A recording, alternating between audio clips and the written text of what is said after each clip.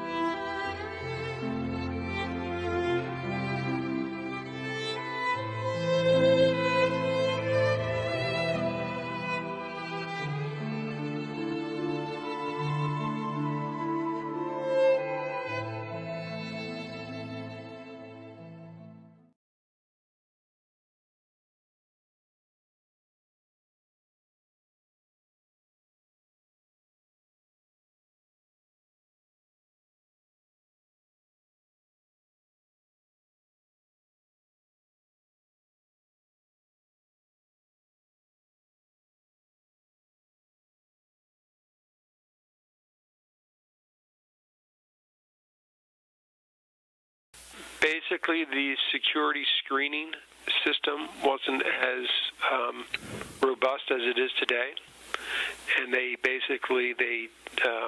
did a lot of homework and monitored, where the weak links were, and then took advantage of them.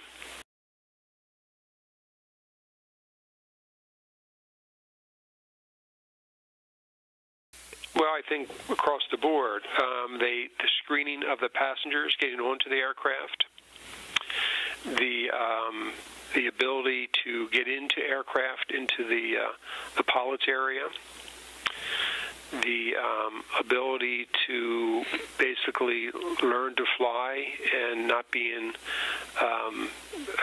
basically picked up, or someone that would flag how the terrorists learned to fly. There should have been some red flags with that. How they got into the country, so a number of things like that. But from an airport perspective, primarily it was the screening of the passengers, of the terrorists through the screening system, and their ability once on the aircraft to have access to the cockpit.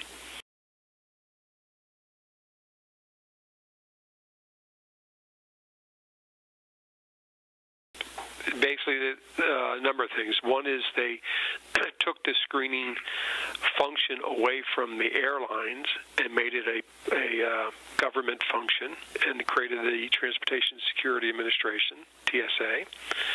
So that was huge.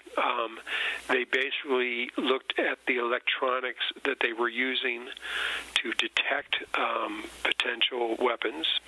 They changed all that, both for the persons and for their baggage. They established more robust protocols of how they would look at IDs, for instance, how they would monitor the movement of people and assess them. The baggage was a very large initiative where they've created what's called explosive detection systems, which basically examine all bags to a very high degree. They created a mechanism where they can test for any residue on your bags, your clothing, or your person of any bomb-making material that you may have had on you. So primarily it's through technology advances and different protocols that they followed.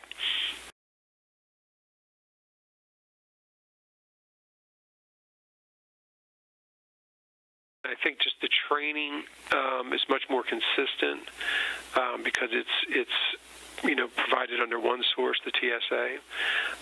They obviously have done it. They're probably more thorough in their pat-downs than previously because you had contract workers there that, sometimes just went through the motions.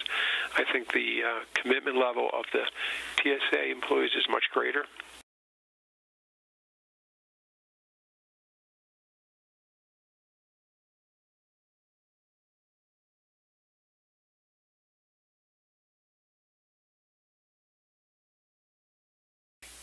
Yeah, that is the model. Is that basically it's both predictable and unpredictable.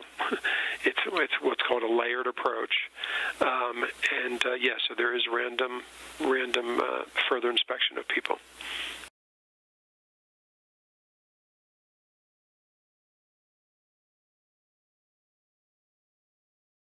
Well, there's an entire system where basically as you check in your baggage for the plane, you're not carrying it on, it goes through a very similar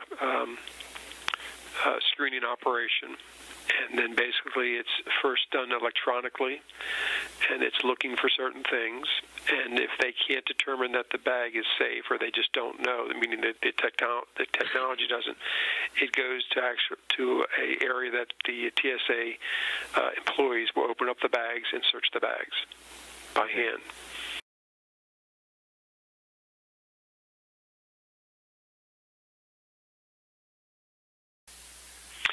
It depends on the type of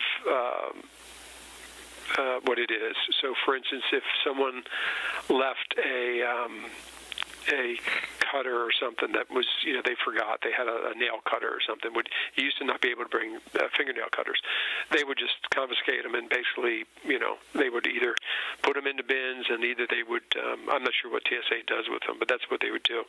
If it's a item that you're not allowed to have, like a gun, basically you are then, again, it's on a case-by-case basis, but you'll be delayed, potentially fined for that. Okay. And or arrested, depending upon what is going on with you having that gun.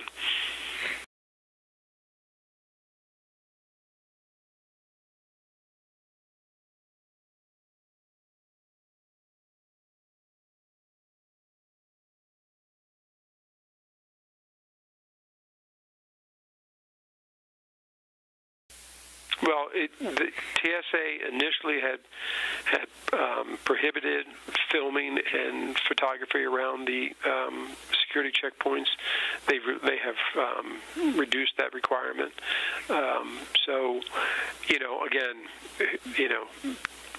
Prior to 9/11, I'm sure that there's lots of things that maybe would be done differently, but at the time it was more probably the entire process that was weak, and they just monitored it until they found its weakest links and then abused them.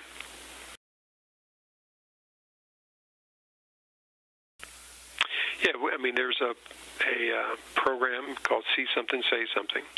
So if anyone sees something suspicious, like a bag sitting somewhere, or someone, they feel is acting odd or whatever, out of place. So, for instance, the example that people give is if someone comes in the middle of July wearing a long overcoat, that's suspicious.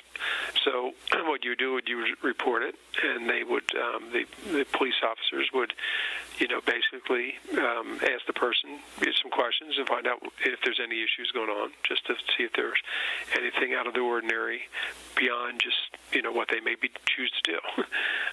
So that's sort of the process.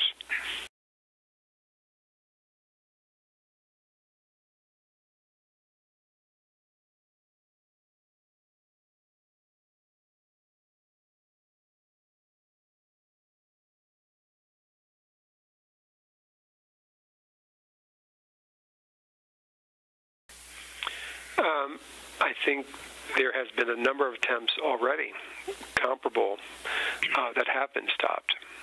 So, for instance, what was known as the shoe bomber, what was known as the underwear, where the person had so all those things were stopped and detected. There was the plot to basically add bomb or explosives in the delivery of cartridges for computers, for printing.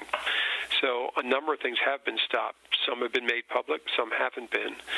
So I think the system is working fairly well, very well.